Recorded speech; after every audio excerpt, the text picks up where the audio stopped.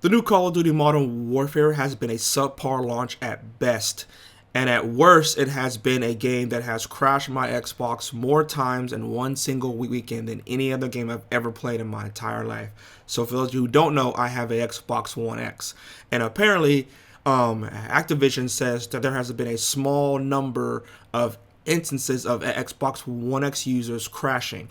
Now, as of writing this video, it is Tuesday the 30th, and my Xbox has probably crashed over 30 times. Yesterday, which would have been Monday, my Xbox crashed 4 times in the span of 10 minutes. Basically, I would log on, I would get into a match, and it would crash. And I would just, it would do a hard reboot, come back on, I would get into a match, and it would crash again. For those of you who don't believe me or haven't seen it, this is what a crash would look like. So as you can tell, I'm live streaming. This has been sped up so you can go through the full process. Not to bore you and drag it out, but as you can tell, I am streaming at this moment, and this is an Xbox hard reset. So basically, like my Xbox would crash, I would have to press the power button, and then it does a full-on hard crash, and then I have to do a full reboot, which of course, as y'all know, that will severely or could possibly damage your system. Not to mention my KD, deaths, loss of the match, because essentially that is me quitting the game. I can now confidently say, after this AAA game like Call of Duty has been released, I feel like going forward, this will be a thing of expectation for all gamers going forward when it comes to a AAA or shoot, any game for that matter launch. It's going to come down to, you're going to have to expect that you are going to get a game on pre-launch or launch day, and you are going to have a half-baked game. You are going to have a game riddled with glitches, with bugs, with errors, with unplayability, with connectivity issues, all of the above. Look at Anthem, look at Division, even Borderlands. All three of these games, or now all four of these games, guys, this year, you could say are all AAA titles. Look at Fallout 76. All of these games were AAA titles, and all of these games suffered from the same fate. That on launch day, they were almost all unplayable to some extent. Whether the servers kept crashing, guys couldn't connect, bugs, glitches, and guys, some of these people like me make 10 times the money or money at all from streaming these games. So you can look at it from both aspects, right? You have the people who are buying the game just for the sole purpose of having fun and enjoying playing with friends. And then you have those who make a monetary gain from playing these games for their viewers.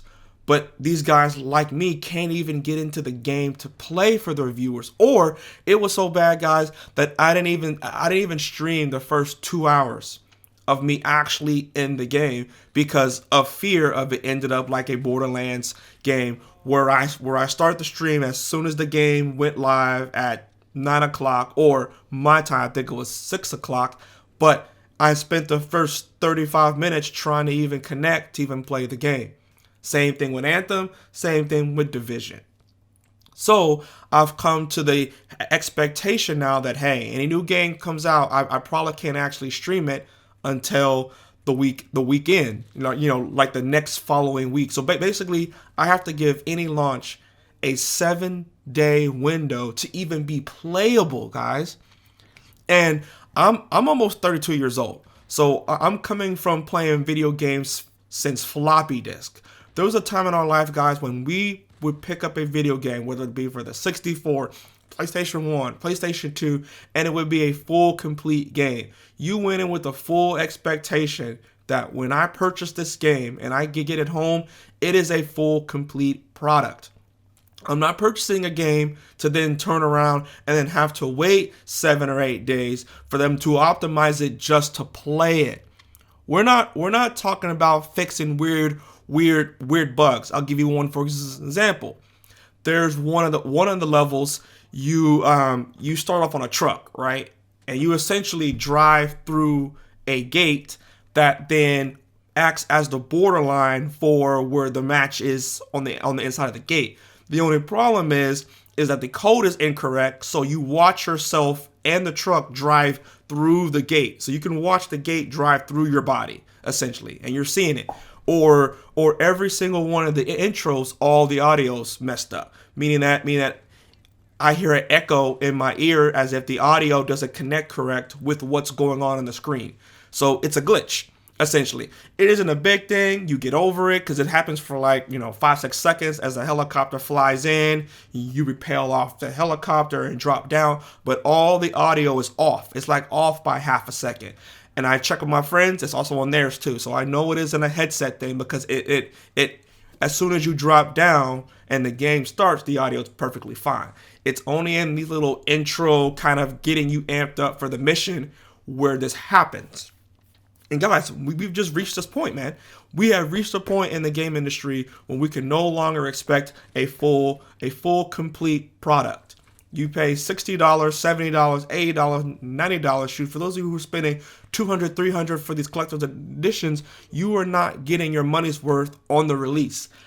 What they're essentially doing is taking your money on the release day and telling you, hey, we will eventually get to a place where we will give you a full complete product, but not today.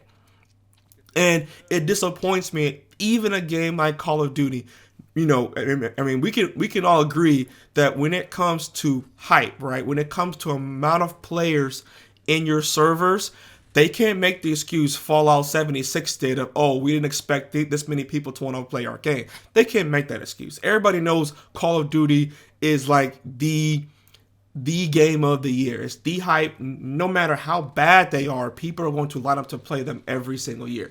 That's just a fact. So with that being said, then you would hope and expect that it would be fixed. But no, same thing here. Started up the game at 6 o'clock my time, and me and my cousin didn't get into our first match till 9 o'clock. It was like 9:30 my time. So meaning it took almost 3 hours for me to even get in to even play the game, which was after 12 o'clock his time. So basically, you didn't get to play the game until the next day. If you truly break it down, and for it to actually get through one match was probably after midnight. So essentially, Thursday was voided. So you pick up a game that you paid for, that you pre-ordered for to have on launch day, but then you don't even get to play the game until Friday. So technically speaking, they got, 4 hours, 5 hours worth of your time, or your $5 pre-order, or however you want to look at it. They got something free from you because you didn't get to use their product until the very next day, which wasn't stated, wasn't advertised. It was advertised that you were going to get to play this game at launch. And to me, that is a bold-faced lie, because no game this year out of the 4 I mentioned were playable at launch. I'll even go far as say playable in the first 3 days. In the first three day worth of hours, so meaning that, for example, if the game launched at Monday night at 9 o'clock, it wasn't probably playable, truly playable till Thursday or Friday. Like I said, at writing this video, we are now at Wednesday, and so it has essentially been a week since this game came out. And like I said, my Xbox crashed numerous of times yesterday, which would have been Tuesday. So it has continued to crash from Thursday to Wednesday. So it has, or Tuesday night, essentially. So it has been 5 days of crashing, almost a week.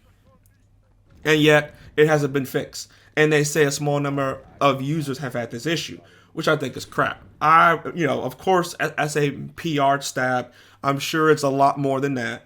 But of course, they're going to make it as little as possible so that we think it isn't a big deal. But guys, it is a big deal, because we are in a day and age where we can no longer expect a final finished product from game developers.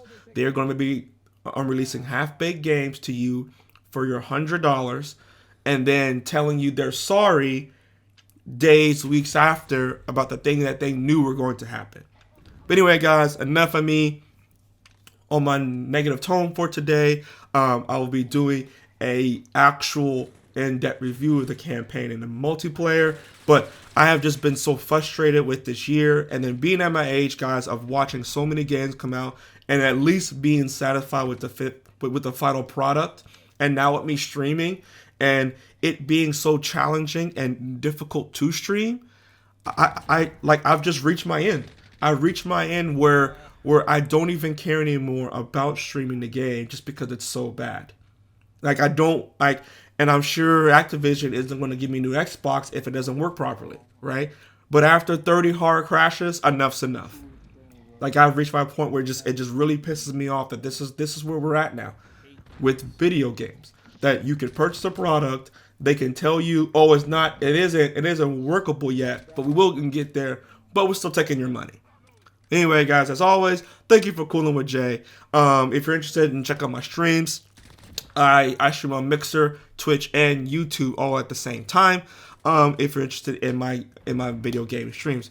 Anyway, guys, with that being said, I will see y'all in the next video.